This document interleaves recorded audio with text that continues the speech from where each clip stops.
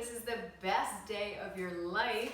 Well, maybe not the best day of your life, but today we get to do a little bread making, and you have to do a little jig for the microbes before you make the bread and give them all the thanks for making this amazing fermented healthy bread that you're about to dive into.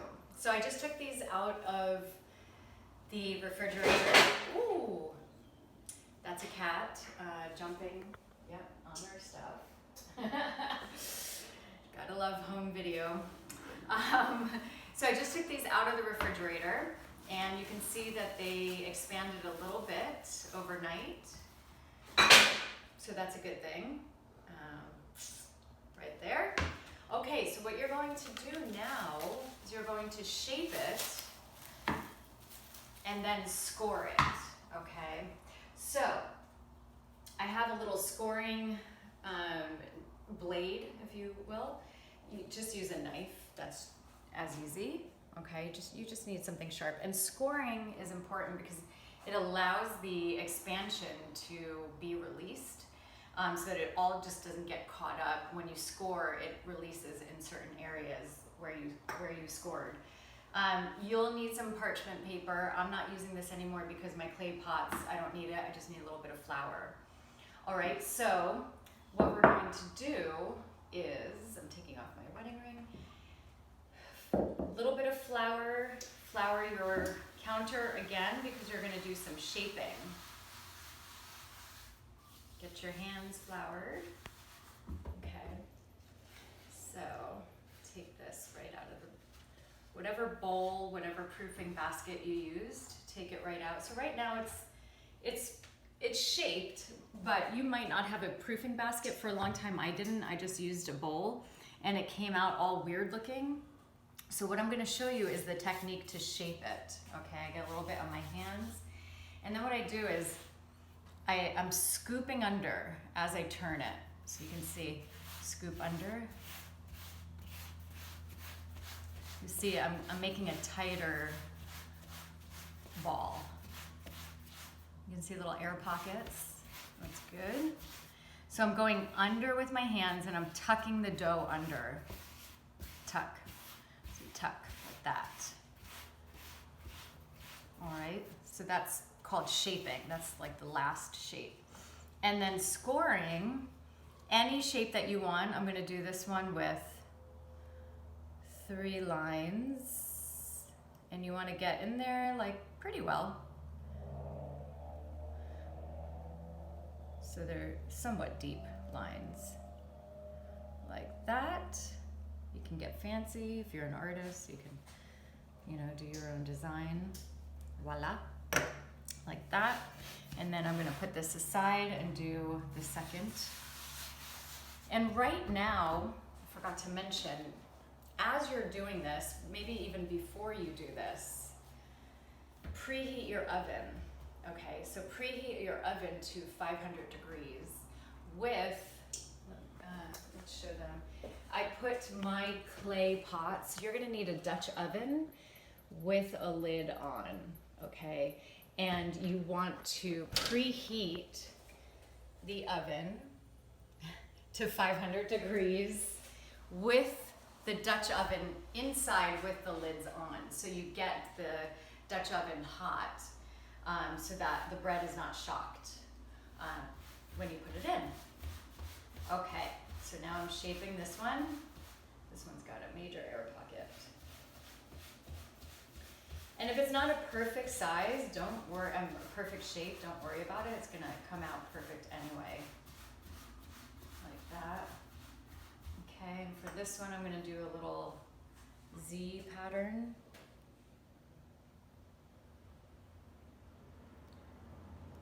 Like that. All right, looks good to me. Okay, so now, for the sake of saving time, my oven is still preheating, but you want to wait until it's done preheating. Again, this is a video, so I'm going to skip ahead and show you how to place the dough into your Dutch oven and then put the Dutch oven back into the oven. So, can come on over here.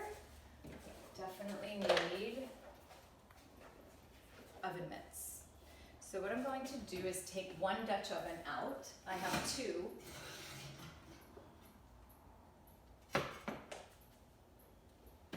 Just take one out for now. Take the lid off. And this is from my previous bread.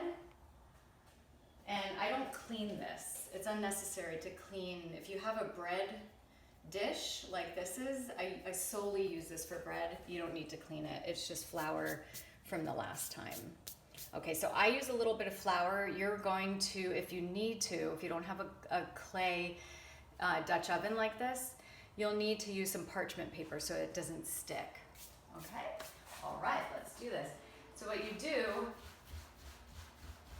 is you scoop it up like that, put it onto the Dutch oven, and hopefully it's somewhat centered. Put that back on.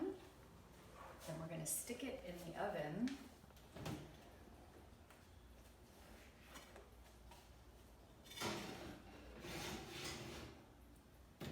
Like that.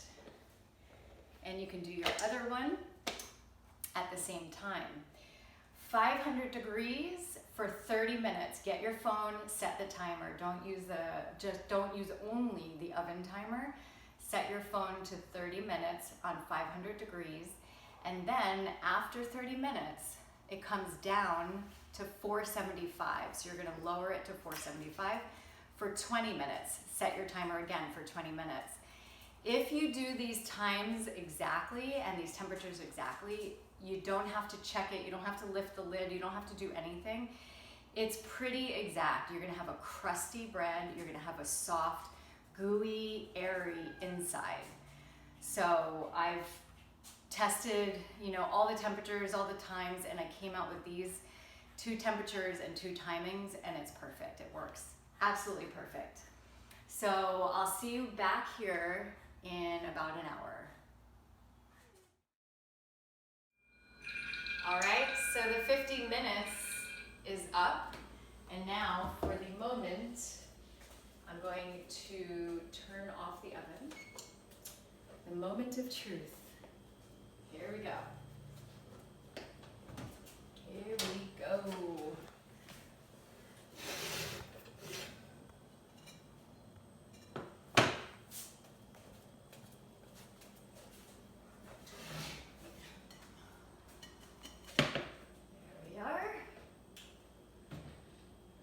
Always my favorite part. I never know what they're gonna look like, and I'm doing this on the fly. I have no idea what they're gonna look like, but it always turns out wonderful. So let's see. Whoa. Ah, look at that, it's kind of a heart-shaped. And this one, oh, these are gorgeous. Absolutely gorgeous. There you have it. Hopefully yours looks a little bit like that. Sometimes mine get browner, like a little bit darker. I think because I put them in the oven before it was already preheated, just to save time on this video. But yours might turn out a little darker.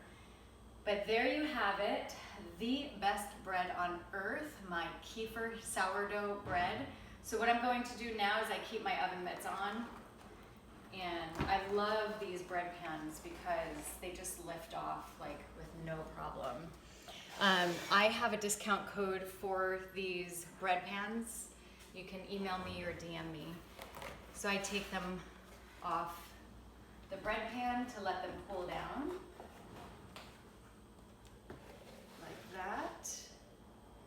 And I allow them to cool for maybe 10 minutes. A lot of bakers will say that you need to let them cool for a half an hour. I am very impatient and I cannot wait 30 minutes, so 10 minutes max. So I'm gonna show you in 10 minutes how they look on the inside, and then we're done and you did it. So congratulations, yay. So we're back and we're ready to cut cut into this. All right. Can you get up close?